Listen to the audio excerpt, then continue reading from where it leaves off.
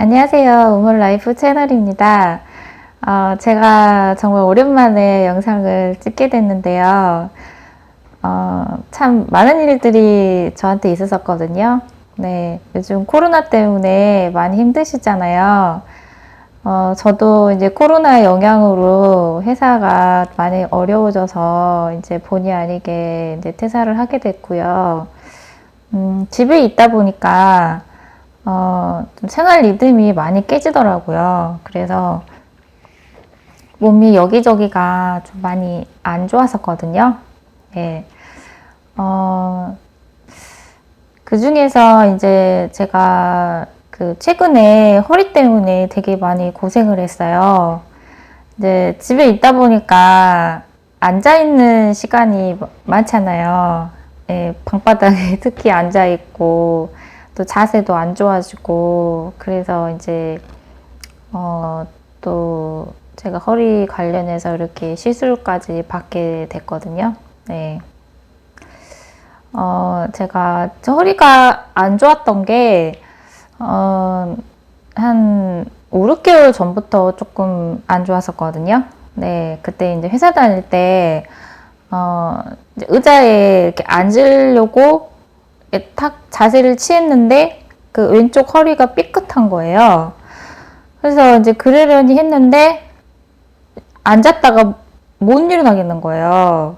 예, 그 겨우겨우 일어났는데, 이제 막 한 발 이렇게 내딛는 것도 너무 힘들고, 또 허리 쪽에 그 허리부터 시작해가지고 여기 엉치뼈, 엉덩이뼈 다 이쪽이 걸을 때마다 이게 막 밑으로 막 이렇게 막 뼈가 주저앉는다 그럴까? 그러면서 막 통증이 뭐 온몸으로 막 전달되면서 몸이 움찔움찔 막 했었거든요. 그래서 도저히 이제 일을 못하겠다 해가지고 제가 이제 어떻게 기어서 이제 병원까지 갔어요. 가가지고 이제 막 급하게 CT도 찍고 이렇게 의사 선생님이 또 주사 이렇게 꼬리뼈 통해서 이제 주사도 놔주시고 해가지고 이제 복대를 하나 구입을 하라고 하더라고요. 그래서 그때 병원에서 이제 이 복대를 이렇게 이거 이제 병원에서 산 건데 시중에서는 이제 뭐 그런 온라인 마켓에서는 이런 거 잘 안 팔더라고요. 찾아보니까. 그래서 이거를 이제 착용을 하고 이게 도르래처럼 이렇게 돼 있거든요. 이거를 이제 꽉 차고 숨이 안 쉬어질 정도로 꽉 차고 집에 갔어요. 근데 이걸 차니까 조금 낫더라고요. 그래서 이제 좀 제가 이제 잠을 자야 되니까 이제 복대를 풀었는데 이게 어떤 자세를 취해도 다 아픈 거예요. 그냥 이렇게 누워도 아프고 옆으로 틀어도 아프고 막 이렇게 오른쪽으로 틀어도 아프고 근데 피곤하니까 사람이 잠을 자야 되잖아요. 그러니까 잠이 오는 거예요. 그래가지고 이제 겨우 잠을 자고 이제 회사에 출근해가지고 또 복대 완전 야무지게 꽉 메고 가서 또 출근하고 일주일 물리치료 받고 계속 복대 차고 그러니까 이게 이제 통증이 점점 줄어드는 거예요. 그때 진짜 죽을 것처럼 아팠는데 그래가지고 제가 이제 좀 사람이 좀 나사지니까 잘 병원을 안 가게 되더라고요. 그래서 이제 병원을 띄엄띄엄 다니다가 이제 계속 이게 아플 때마다 이제 복대 차고 또 버티고 그러니까 어느 순간에 이제 통증이 다 사라지는 거예요. 그래서 이제 나샀나 보다 이제 그렇게 생각을 했었는데 가끔씩 또 제가 자세가 틀어지거나 안 좋은 균형이 안 맞는 신발을 신거나 하이를 신거나 그러면 또 통증이 또 오는 거예요. 그때처럼 심하게는 아니지만 그래서 그때마다 이제 복대를 이거를 계속 이제 차고 다녔거든요. 근데 사람들이 그러는 거예요. 복대를 계속 차면은 이제 허리 근육이 약해져가지고 이렇게 나중에는 더 안 좋아진다, 뼈가 약해진다, 이제 그런 얘기를 하시더라고요. 근데 그렇다고 제가 이게 막 운동을 또 하려고 하려고 하니까 이렇게 운동할 때마다 다치는 거예요. 그래가지고 아 그냥 난 죽을 때까지 그냥 복대 차고 살 거야. 나 이제 그렇게 생각을 했었거든요. 좀 안일하게. 근데 예, 집에 이제 좀 있다 보니까 사람이 땅바닥에도 계속 앉아 있고 또 자세도 안 좋아지고 그러니까 한 달 정도 지나니까 제가 이제 무릎을 좀 계속 장시간 꿇고 있다가 이렇게 딱 앉아 일어났거든요. 근데 그때 허리가 이상하다 삐끗한 거예요. 그래가지고 뭐 너무 피곤하게 그냥 잤어요. 근데 아침에 눈을 떴는데 못 일어나겠는 거예요. 그때처럼 그 증상이 또 나타나는 거예요. 그래가지고 이게 어떤 자세를 취해도 다 통증이 오는 거예요. 너무 심하게. 막 이렇게 그 심줄을 누가 막 꽉꽉 잡아당기는 막 그러면서 막 그 통증이 온몸으로 전달이 되는 막 그런 기분이었거든요. 그래서 이제 안 되겠다. 이제 병원 가야 되겠다. 이제 나 이제 복대 갖고는 더 이상 안 된다. 그래가지고 이제 어떻게 또 복대를 꽉 차고 병원을 갔어요. 근데 병원 진찰을 받으려면은 내가 뭐 MRI를 찍든 CT를 찍든 그 기계에 누워야 되잖아요. 근데 기계에 제가 못 눕겠는 거예요.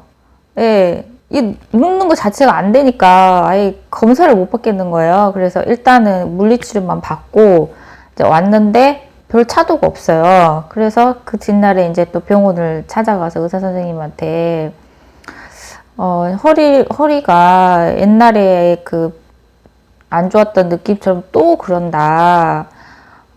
그래서 좀 그럴 때 의사 선생님께서 MRI를 한번 찍어보자라고 하시는 거예요. 그래서 MRI를 찍으러 이제 갔는데